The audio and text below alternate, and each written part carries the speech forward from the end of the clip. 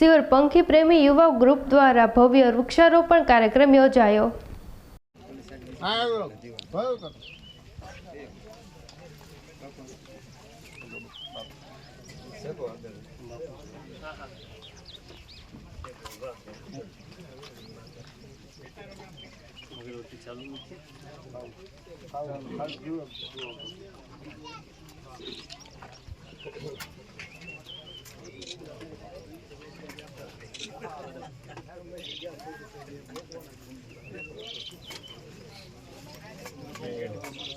બોલો કૃષ્ણ કનૈયા કી જય, બા મહારાજ કી જય.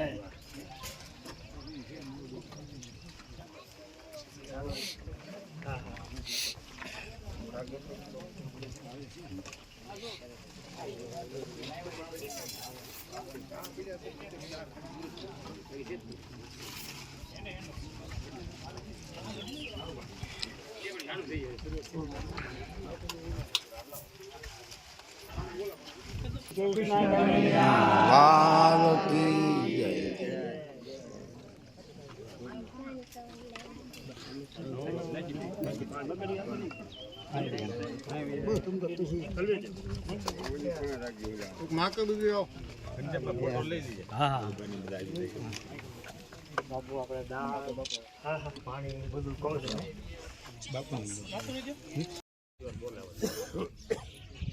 સમજી ગયો આ વાત લખેલો ઉલ્લેખ છે.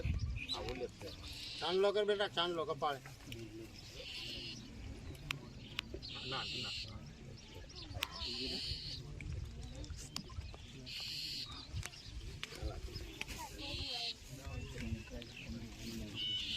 વિજય વિજય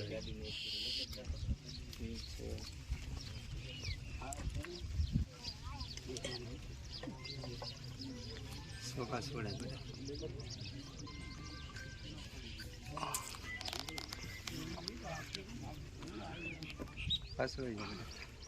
પાછળ બધાને ચાંદલો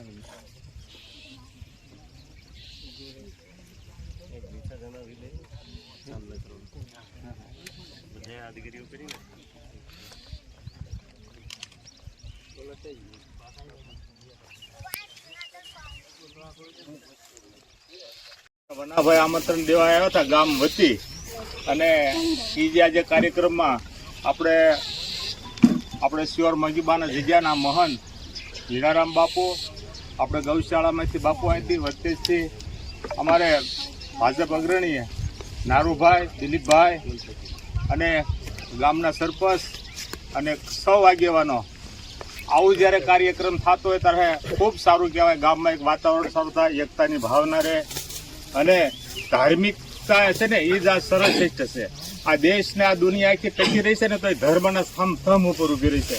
તો આ ધર્મનું કામ આવું જ્યારે થતું હોય અને એની મિલકત આપણી હાજરી હોય અને સંતો હોય, આ સંતોને લાવવા માટે ખૂબ અઘરું હોય, પણ તમારી કંઈક પરંપરા, ભગવાન રામે સબરીબાઈને 72 વર્ષ સુધી ભગવાનનું ભજન કર્યું ત્યારે ભગવાનને આવ્યા થયા. એમ વનાભાઈ, ખાટાભાઈ અને ઘણા બધા લોકો અહીંથી જગ્યામાં 20 વર્ષથી દર બીજે આવે છે. એને એમ થયું મારા પરિવારના છે એટલે બાપુ ના ન કહીએ કે, એટલે એક લાગણીથી જોડાયેલા તમારા ગામ હારે છે. અને અહીંયા આપણે ઘણા તુલસી વિવાહ કર્યા અને બાપુ ત્યારે પણ આપણે એને પધરામણી કરીને ખૂબ ધામધૂમથી આપણે તુલસી વિવાહનું આયોજન થયેલું.